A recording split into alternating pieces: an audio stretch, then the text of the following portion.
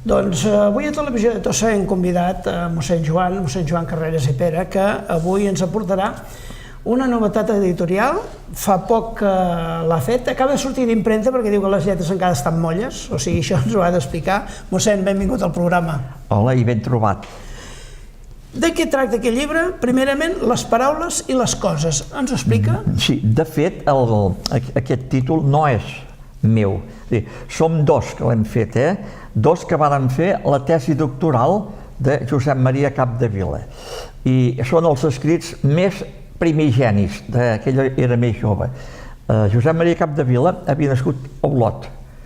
Va ser fill d'un notari que hi havia a Olot i després va viure molts anys a Barcelona i després de la Guerra Civil va anar 25 anys a l'exili perquè era un home, diguem-ne, era un intel·lectual, era un home, diguem-ne, de missa diària, però era, doncs, mira, era independentista, com ho som molts de nosaltres, i per tant això va ser, doncs, el que l'any 39 el va empènyer a haver-se d'anar com en Carasso i Formigó, que el van matar, doncs ell va dir no, jo... Bé, mira. I ho ha fet, m'ha dit que ho havia fet amb una altra persona. Sí, aquest llibre... Què és, en Joan Cortada? Sí, en Joan Cortada, que és dels familiars dels Cortada, dentista. Ell, de fet, és més jove que jo. A mi aquest llibre em fa pensar molt que els anys no passen en va. No, perquè aquests escrits...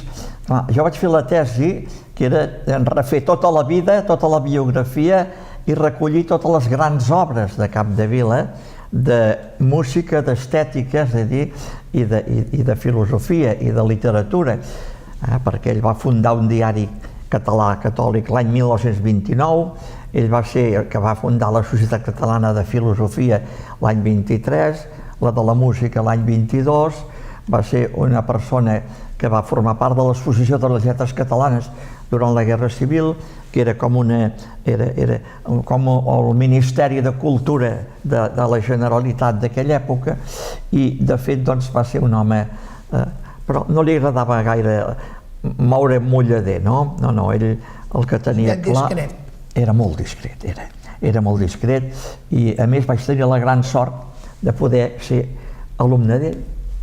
Quan va tornar de l'exili l'any 1966, llavors jo que havia decidit anar al seminari, com que perquè reforcés els estudis, ell estava a Banyoles a la clínica Saulos Infermoro i érem 2 o 3 que anàvem amb ell a la classe. I deia que el temps no passa en va per una raó, perquè aquests escrits de joventut es van publicar en els diaris, el diari La Publicitat, el diari La Veu de Catalunya, el diari també El Matí, i els primers de l'any 20, 19 i 20, per tant tenen 100 anys aquests articles. Per tant, que Déu-n'hi-do. Clar, som el 2019 i en canvi tenen una frescor impressionant. Com va sortir l'idea, mossèn, de fer aquest llibre? Un dia parlant amb el coautor, vostè, una idea d'un, de l'altre? No, jo vaig ser el que vaig recollir tota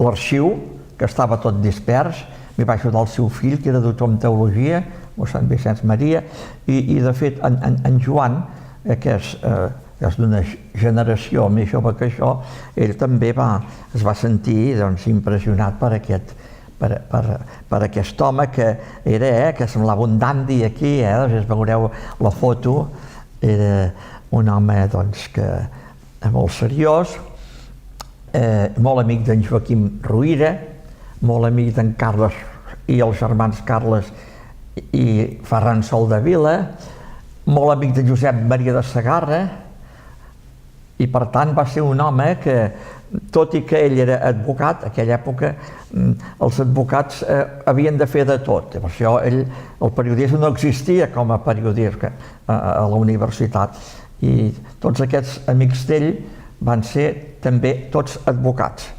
Bé, aquest llibre és molt bonic perquè denota la frescor d'aquell noi de 25 anys que sabia escriure molt bé, molt bé. Aquí trobarem doncs, molta informació i sobretot aquest llibre, perquè clar, si ja s'ha posat a la venda, ja està a la venda, Anna, on el podem trobar? A la llibreria 22. Llibreria 22. Sí, que està allà en el Mercadal, Sí.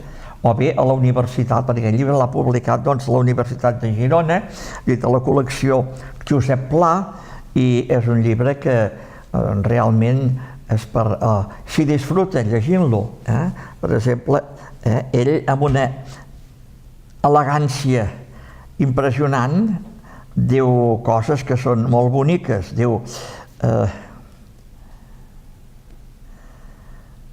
les paraules moren, les columnes de marbre cauen, les pintures s'esborren, tot es perd. En canvi, les idees romanen sempre les mateixes i l'art, servint-se d'aquells accidents esvanívols que se'n van, va passant les imatges de les idees d'uns segles als altres com una herència sagrada. És importantíssim perquè això s'entén a tots. A més, ell de jove havia pintat una mica perquè va ser molt amic de l'Escola d'Olot, molt amic d'en Francesc Vayreda, que era el fill de l'avi Vayreda, que quan estava ell a París en francès s'escrivien, molt amic de l'avi Berga, és a dir, van ser els fundadors de l'Escola d'Olot, i ell, que estava llavors estudiant a Barcelona, anava donant notícies d'aquí de l'Escola d'Olot. O sigui que aquí, doncs, a Tossa, que estem a la Babel de les Arts, al Rovell de l'Ou, és important, doncs, tenir en compte això, perquè diu estudis de filosofia i estètica, és a dir, estètica és d'art, la suma de les arts. Bé, llavors són articles que són com columnes de diari, per tant es llegeixen molt bé, molt bé, i et fan venir ganes de llegir-les, doncs paraules com aquest, el riure, el joc, l'atzar, les paraules, la crítica literària, la crítica d'art, les coses, les màximes, l'al·legoria, les apariències, la vida interior, l'home utòpic, l'art utilitari, l'art i el poble, límits de la sinceritat, art popular i art religiós, el prestigi literari, la comprensió de l'obra artística, la simplicitat, la tolerància de la crítica, aquí fa una del pintor Josep Obiols, que també era amic d'ell, que va ser, doncs, si recordeu, era el pare d'aquell polític, en Raimon Obiols. La veritat poètica, crear un públic, ell va dels primers homes, que això va ser, com a periodista, ell deia que havia de crear un públic, que no podíem quedar-nos només amb la teoria, que nosaltres érem els que havíem de crear un públic. I això s'ha de fer a base de conèixer el cinema, ja en aquella època, conèixer doncs què llegeix la gent, conèixer des de l'alta literatura fins a, avui en diríem, doncs, els serials radiofònics o televisius. Que hi ha més o menys un centenar d'aquestes... Sí. Sí, perquè veiem aquí... La sinceritat, la polèmica, filosofia de luxe, que vol dir que la filosofia, doncs, s'ha de conèixer, però al mateix temps que no es pots quedar amb la filosofia d'un moment, sinó que la filosofia ha d'agafar la vida. Ell diu, hem de partir de la pròpia vida per parlar de filosofia. O sigui que seria tot això. Sí, una sèrie, doncs, que qui ho vulgui, doncs, se'l pot, abans ens deia allà on t'ho pot buscar, perquè el mossèn feia, ja com fa que va fer el darrer llibre sobre No Les massa. columnes del diari de Girona un any, un parell d'anys. Sí, va ser el que vam dedicar a Tossa. Sí, home, a les memòries d'un rector de poble, 2 anys. I va tenir bona acollida? Sí, home, i tant. Sobretot a Tossa. clar que sí, això ja és el que passa, però ja havia fet abans, que sí? Sí, home, jo de llibres em vaig fer... Quants en porteu ara, de llibres, mossèn? 22 amb aquest. Déu-n'hi-do. Sí.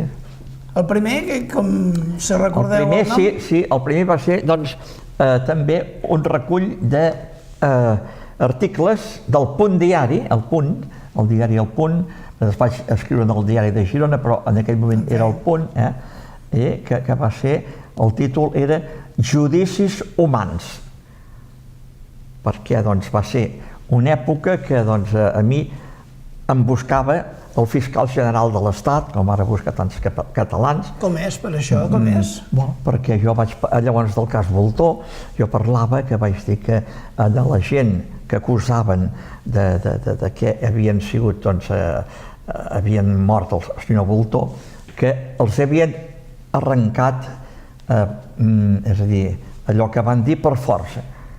I al final, al cap d'uns anys, el Tribunal de la Haia va donar la raó i van haver aquesta gent no els hi va passar res.